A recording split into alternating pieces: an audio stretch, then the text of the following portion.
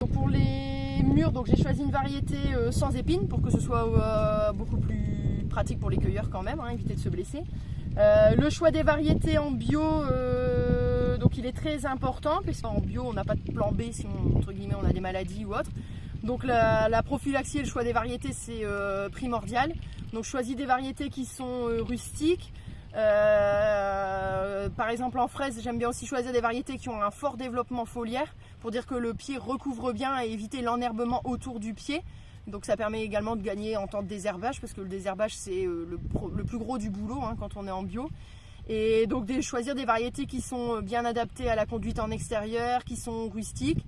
Donc c'est pas forcément les variétés les plus connues du grand public quand on peut voir commercialement certaines variétés de fraises.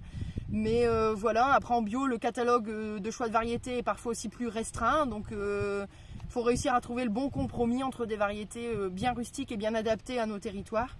Et puis après, quand on l'a chez soi, on voit aussi comment ça se comporte.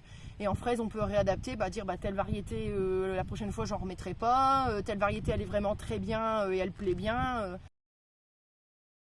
Rustique, c'est des variétés qui sont assez résistantes naturellement à certaines maladies, ou tout au moins peu sensibles.